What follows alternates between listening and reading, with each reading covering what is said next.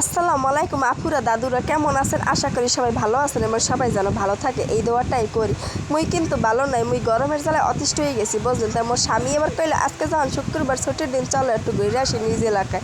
তো ভাই নিজ এলাকায় বের হয়েছি ঘোরার জন্য, আইয়ে দেখি এত পরিমাণে ভিড় যা বলার মতো না, মনে হইতেছে আজকে ঈদের দিন বুঝলেন। কিল্লেগে আইজ আমি একটু বাতাস খাইতে, বাতাস তো দূরের কথা, আমি একটু বাতাসাও পাইলাম না। আমি ভাবতেছিলাম যে মোগে এলাকাটা এত সুন্দর উন্নতি কবে হইলে এর সাথে বরিশালের যত ব্যাপারকে মানুষ সব মনে হয় মোগে এলাকায় আইয়ে পড়ছে বুঝলেন।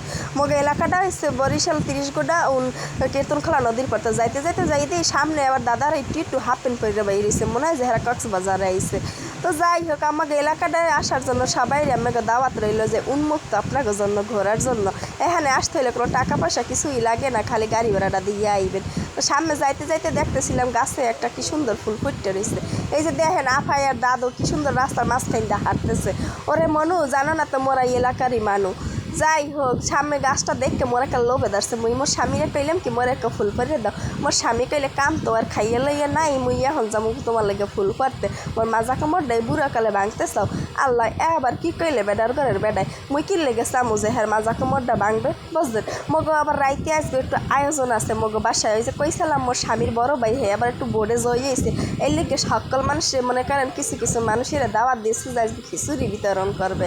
তো মুই এবার কইলাম কি চলো হেনে যাই। মোর স্বামী এবার কইলে আইসি যখন একটু হালকা পাতলা কিছু খাওয়ান খাইয়ে যাই। তো হালকা পাতলা খাওয়ান অর্ডার দিতে যাই আমার স্বামী দিয়েছে কতগুলো জাল সিঙ্গার অর্ডার।